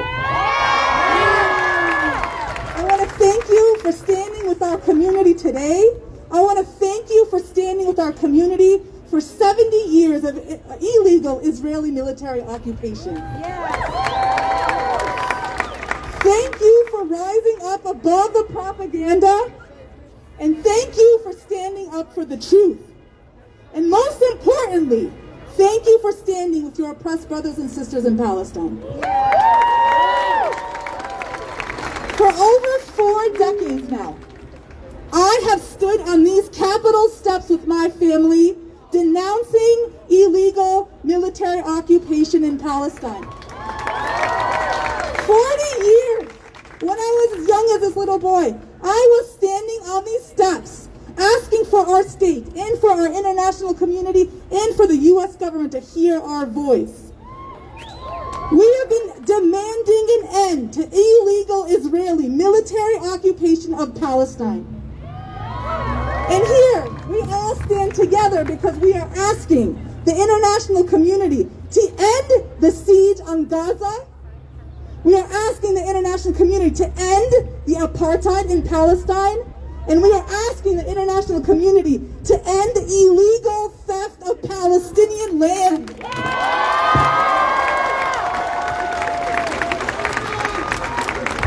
What you are witnessing, ladies and gentlemen, is nothing short of genocide and ethnic cleansing of the Palestinian people. That is what you are seeing, and that is what is happening today. The people in Sheikh Jarrah, a neighborhood in East Jerusalem, have illegal settlers forcibly forcing legal occupants of their land. They are going into Palestinian homes and asking them to remove themselves from the house. Can you imagine that? Can you imagine somebody coming into your house and asking you to get out of your own house? And then we're going to say, oh, I'm going to call the police because this is my house. You call the police and the police says, yes, you got to leave your house. Does that make sense to you guys? Does it make sense then to take this case to an international court or to the Supreme Court to argue why my house has been illegally taken by an illegal Israeli settler? Does that make sense to you? So why is Israel calling it a real estate dispute? Is this a real estate dispute? It is illegal theft of Palestinian land, and we as Palestinians will not stand for it anymore. You witnessed the Israeli military and police barging into Al-Aqsa Mosque during one of the holiest months in Ramadan. They barged in, shooting, using tear gas, killing people while Palestinians were unarmed and peacefully praying. This is what was happening. The holiest month of Ramadan. Settlers were burning the trees around our masjid. This is not acceptable. It's an illegal international war crime, and Israel is complicit in this. So when our leaders in the Palestinian Authority want to go to the international court and actually report Israel for committing international crimes, do you know what they were said by the Israeli government? Your visa is denied. You cannot go to the international court to report crimes against your own people. Where do we see this anywhere in the world? This is completely unjust. You are witnessing our fathers being beaten and detained. You are witnessing our young men being killed and executed. They attempt to humiliate our women, and they also have no mercy on our elderly or our children. To us, we are casualty to them. We are a human race. We are allowed to defend ourselves.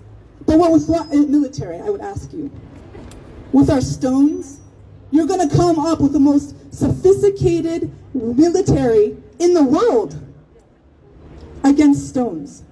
This is what the Palestinians are continuously going through. You are witnessing an oppressor commit war crimes against those who are oppressed. One side with all the power, including $3.8 billion of all your tax money. Let that sink in. We can take that $3.8 billion and put it in our education system. We can take that $3.8 billion and put it into the homeless situation. We can put that $3.8 billion and educate our kids, allow our teachers to have a salary. This is where that $3.8 billion. So I urge all of you guys to tell your representatives where this money can be best used. The Palestinians need you to know that we are a resilient people. All we want is freedom and liberation. We want to live with dignity, and we want justice for all universal values and principles that we all deserve. So as the world watched for 9 minutes and 29 seconds when Derek Chauvin had his neck on George Floyd's neck, may he rest in peace, the world is watching Israel have their knee on our necks for over 73 years, and this is not going to be tolerated.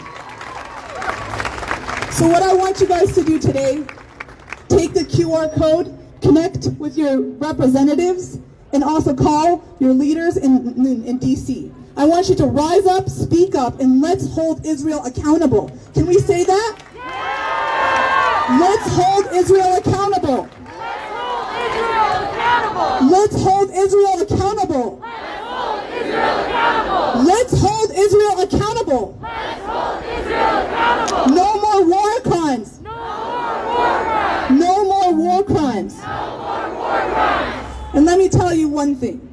As a Palestinian mother, this situation that they want to call a conflict will not end. As a Palestinian mother, the next generation is going to know our struggles. The next generation after that's going to know to stand up. So we will never go away. You can never get rid of the Palestinian people. Just as you'll never get rid of indigenous people of this land. So the question then becomes, Palestine will be free. If it's not if, it's when. So I want to ask you guys to please be on the right side of history, and may God bless you, and may God bless the Palestinians and oppressed people of the world. Let's hear it once more for Rima.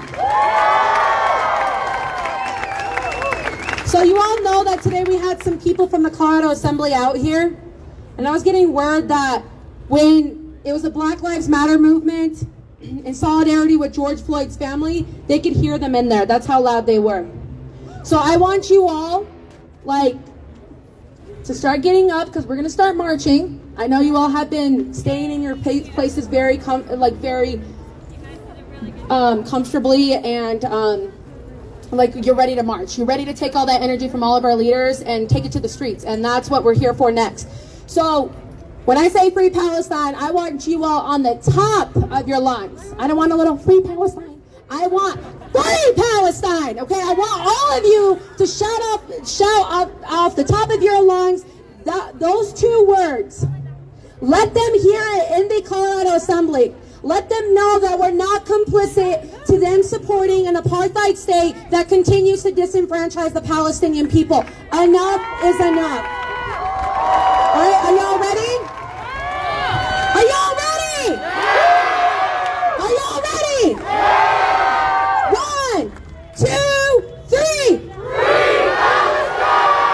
Free Palestine! Free Palestine! Free Palestine! Free Palestine! Free Palestine! Free Palestine! Oh, y'all make me feel the love and the power, and I love you all so much for that.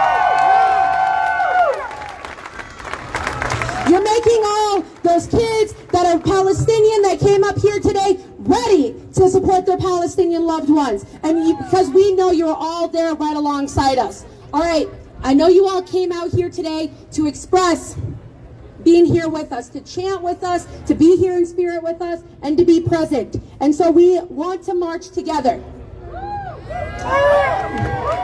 But we need to set some norms here, and I want us to be accountable of privileges that might be floating all around the crowd. Number one, we have people of all ages and all abilities with us. Marching fast does not serve anybody does not serve a benefit to anybody. If anything, you divide the group and you allow the police to infiltrate. We don't want that. Okay?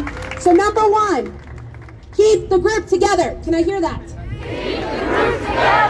Keep the group together! Keep the group together. Keep the group together!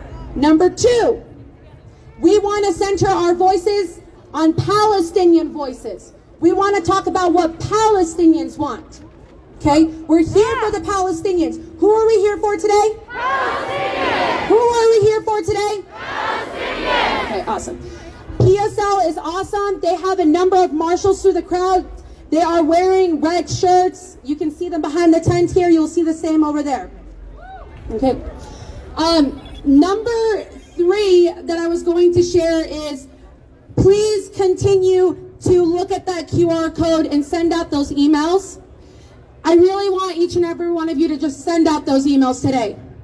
For every district for each one of you, you have the ability to send out 3 of them. 1 to each of your senators and 1 to your congressional representative. And I'm going to tell you why that's important.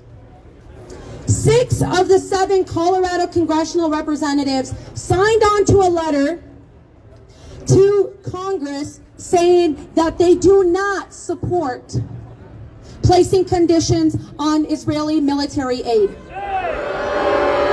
6 of the 7. The only one that did not sign on to that was Congressman Ed Perlmutter. But we still don't know which side he's really on. So what I want you all to tell them is what side you're on, what you all want to see accomplished, what Palestinians want. I want you to take our voices here today and amplify them. All right? Do I got that commitment? Okay. All right. Hey, Alex, do you hear me? Alex, do you hear me? Alex, do you hear me? Alex, do you hear her? Okay. You all are supposed to hear Alex. I can hear him. All right. Remember, it's not a race. It's a march. We stand in solidarity with each other. We're going to stand side by side. The other thing I really want everyone to understand is we cannot afford the possibility of arrest or people infiltrating it. We have people from a number of different immigration backgrounds here today, and if they get arrested, that literally jeopardizes their ability to stay here where they call home. All right? So I want you all to think about those around you before you think about yourself. Can we count on that? All right, thanks y'all. I also want to do I know that there's a lot of Muslims here today, and I want to recognize that real quickly, because Muslims are here today knowing very well that it's their second day of Eid. They should be spending it with their families. They should be spending it in the mosque. And instead, they are here saying that we are present with the Palestinians, and we're not going to stand for Israel to continue to desecrate and violate the sanctity of Masjid al-Aqsa. So I'm going to do something a little unconventional, and that's because I want to break a stereotype. For Muslims, when we're at rallies like this, we always want to remember our higher power, so we say God is great. Many of you know that God is great in Arabic is Allahu Akbar. Those two words have been taken and completely changed thanks to Islamophobes within the United States. So all my Muslim sisters and brothers that are here today know that when I say takbir, they say when I say takbir, when I say takbir, and that is just the level of pain that Muslims are experiencing when they know that their third holy site in the Muslim community is being violated, is being desecrated. So thank you all to the Muslims that are here today saying that we stand with Palestinians because the Palestinian cause is also our cause. All right. I know I stand at 5'4", but I'm going to cut through the crowd here. Everyone start to turn and follow that way. You see a QR code, go ahead and get a picture of it on your phone. Share it with those around you if they don't get it.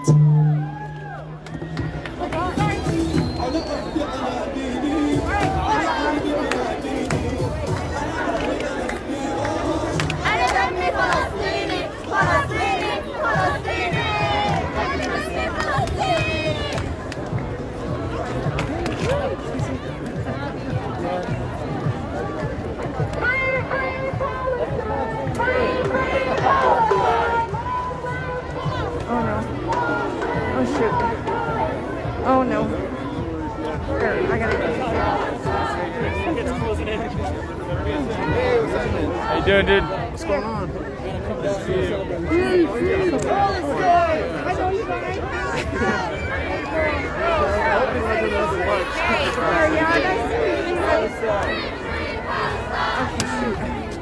Brian warned me. I had to go down the stairs. She's right there. I don't think this is it. Free Palestine! Free Palestine! Free Palestine! Free Palestine! Free Palestine! Free Palestine! Free Palestine! Oh, sorry. Alright? Yeah, I'm fine. Thank you for almost catching me. No problem. Sorry, I didn't mean to grab you like that.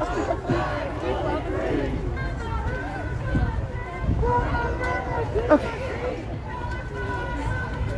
Palestine will be free. Rivers to the sea. Palestine will be free. From the rivers to the sea. Palestine will be free. Palestine. Palestine. Free Palestine! Free Palestine! Free Palestine. Free Palestine! Free Palestine. Free Palestine! From the river to the sea. Palestine will be free! From the river to the sea! Palestine will be free! Palestine Oh my gosh. No, you're fine. Hi. How are you? You're good. The occupation has to fall! Miss Dakota. by wall, this occupation has to fall. Brick by brick, wall by wall, this occupation has to fall. Brick by brick, wall by wall, this occupation has to fall. Wall by wall, this occupation has to fall. Wall by wall, this occupation has to fall. Wall by wall, this occupation has to fall. Wall by wall, this occupation has to fall. Brick by brick, wall by wall, this occupation has to fall. Brick by brick, wall by wall, this occupation has to fall.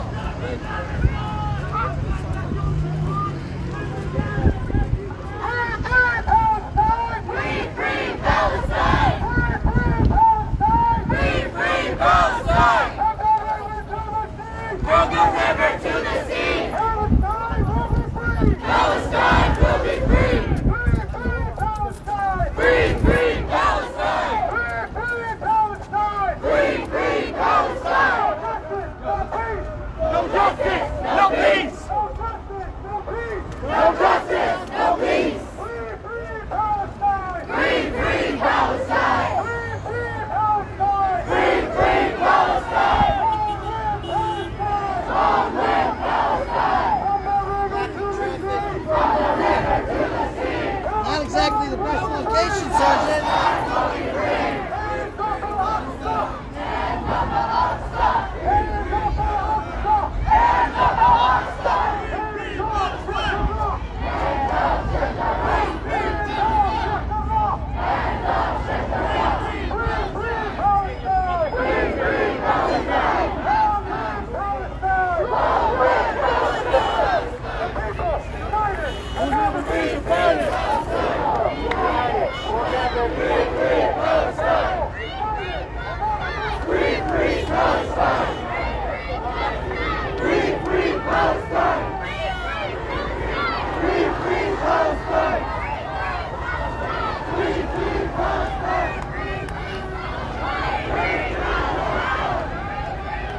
Free, free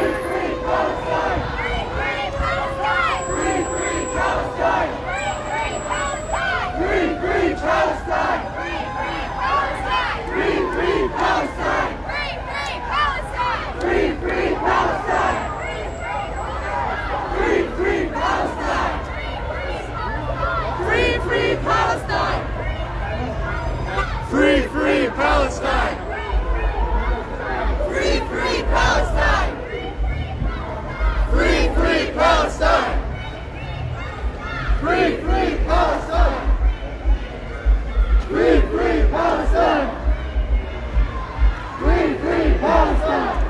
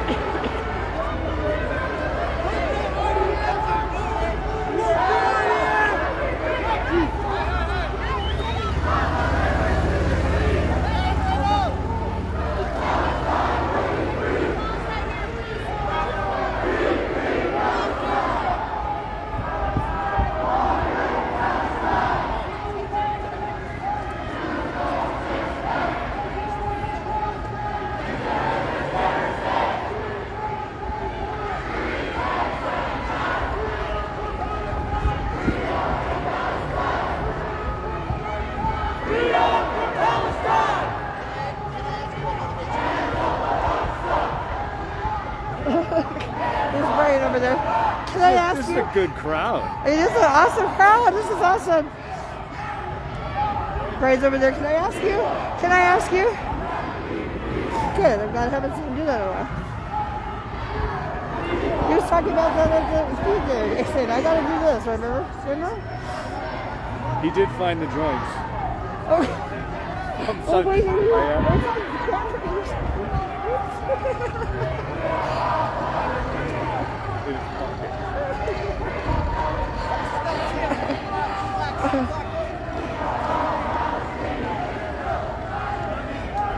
I said, at least they didn't go through the wash. That would have been my luck. oh my gosh, that would have been awful.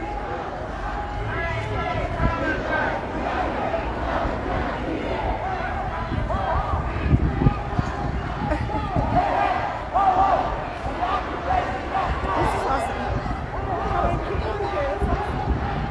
And all my loves. And all the people that we know are here. You know? Yeah, what is this? Probably 400? Yeah, I think so. I would say so. I would say so.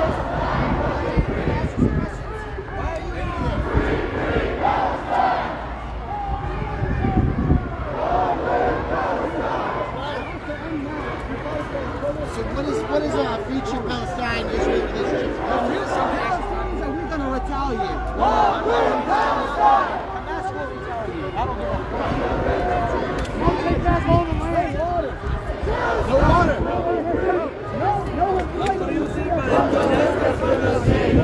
I have a friend. Palestine will be free. There are millions, there are billions. We are all Palestinians. We are all Palestinians. We are all Palestinians. Free, free Palestine. Long live Palestine. Long live Palestine. Palestine will be free. From the river to the sea. Palestine will be free. Palestine will be free. From the river to the sea. No peace. U.S. out of the Middle East. No justice. No peace. U.S. out of the Middle East. No justice. No peace. No justice. No peace.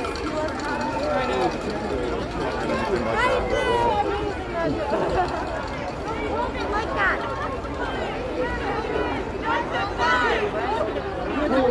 That's not. Where's the When the people are occupied. This is justified. When the people are occupied. This is justified.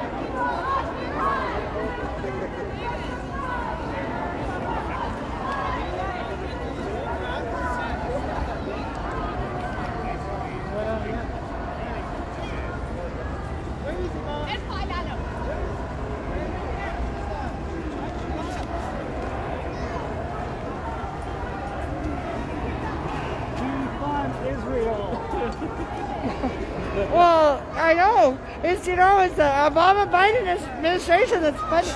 We're funding that frickin'.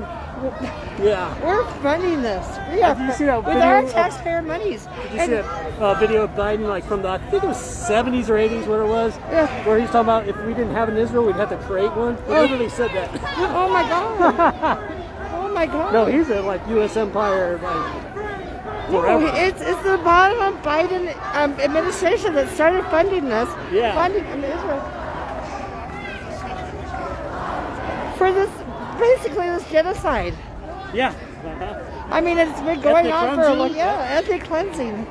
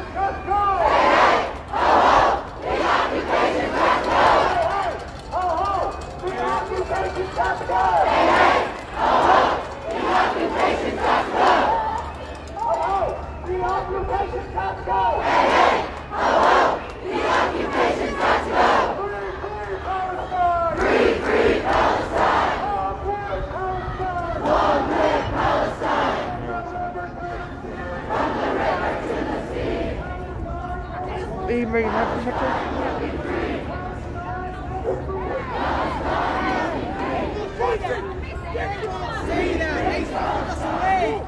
That's the government, not the people. Government, not the people. Hey,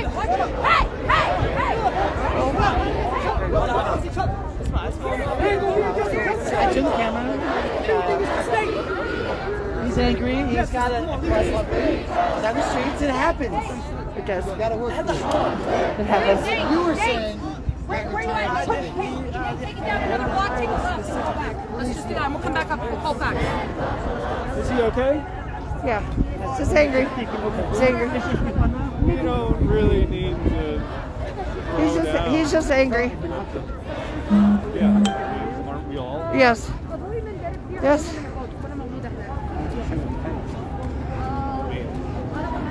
Isn't that the reason why we march? That's why we're here. That's why the reason why we march. I told my son there was no way. He said, "Where are you going down to? Where are you going down to Denver for today?" And I'm like, "Well, because I'm angry." Oh man! Because I got all kinds of stuff to be angry about.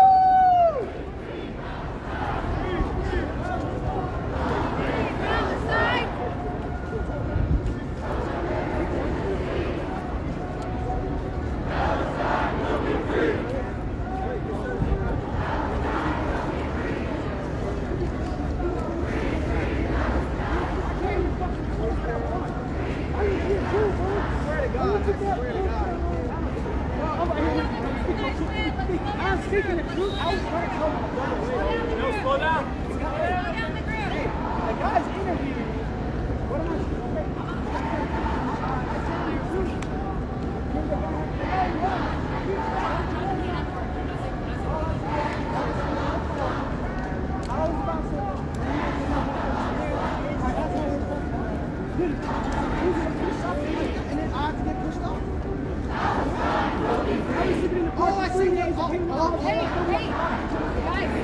Calm it down.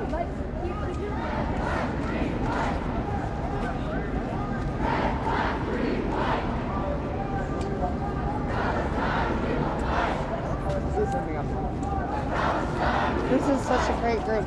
It's a good crowd. It's a good crowd.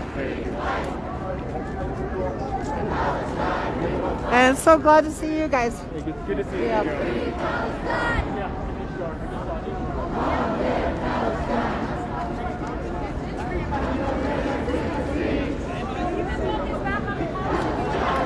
This motherfucking my area, nigga. My area. I love you. That was nice. That was good. I want this word. This fucking word.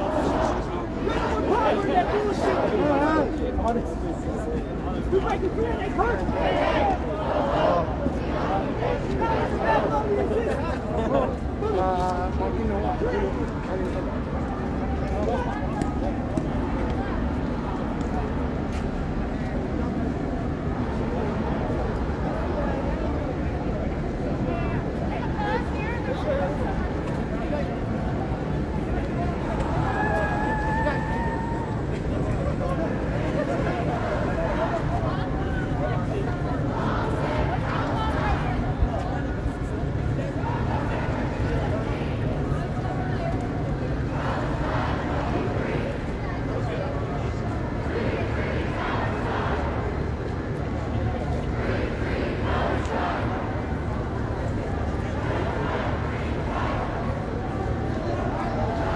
Just a minute, Jeff.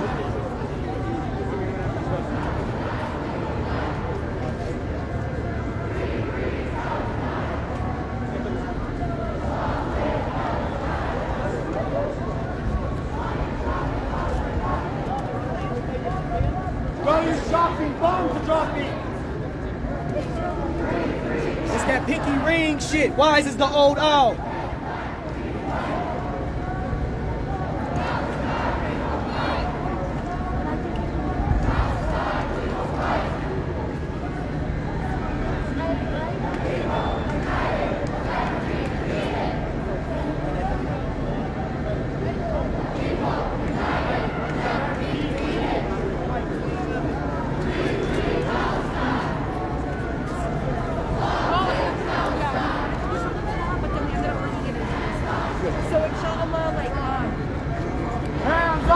Hands off Sheikh Jarrah!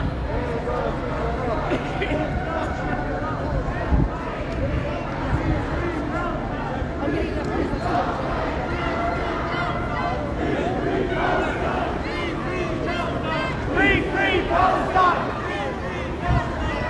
Free Palestine! Free Palestine! Hands off Sheikh Jarrah! Hands off Sheikh Jarrah! Hands off Sheikh Jarrah! Hands off Sheikh Jarrah! Hey, how's you inside?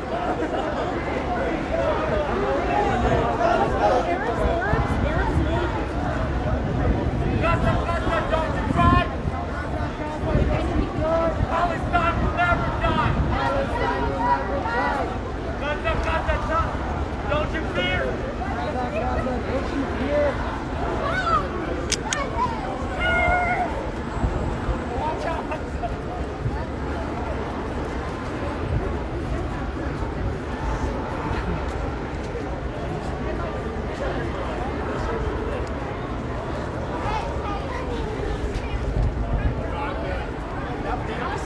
Are they saving me? Interview me and then go bombard me. I know. Half these people don't know what the hell's going on, bro. This guy, what the hell's going on? I'm telling you, one day at a time. Has anybody asked him to put his car in park?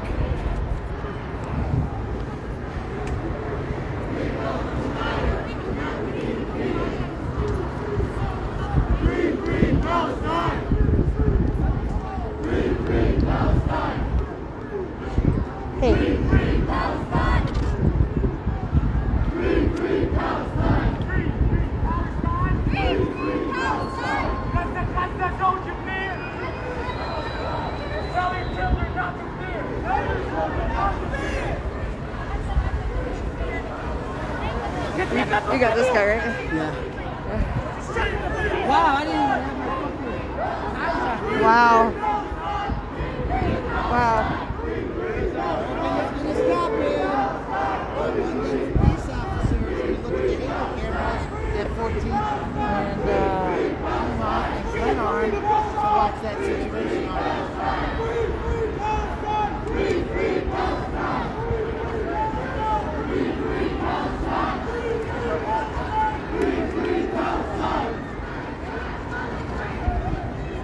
Hands up and up and up! Hands up and up, down!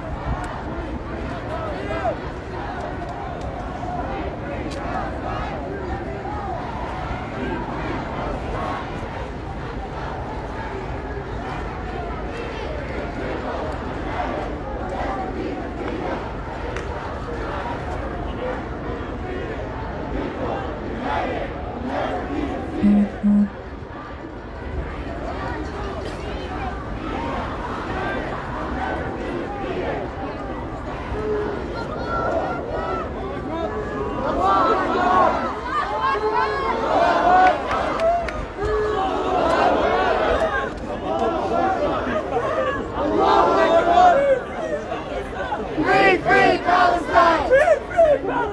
Free Palestine! 1, 2, 3!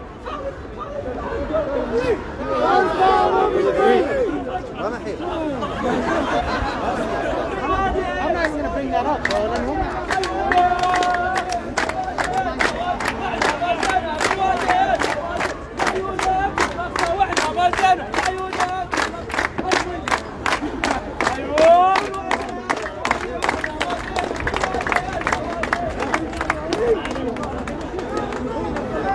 Free Palestine! Free Palestine! Free Palestine! Free Palestine! Free Palestine! Free Palestine!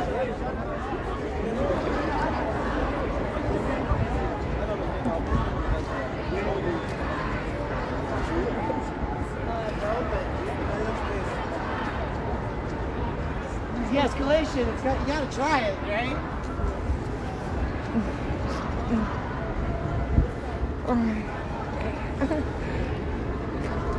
What's going on, Brian?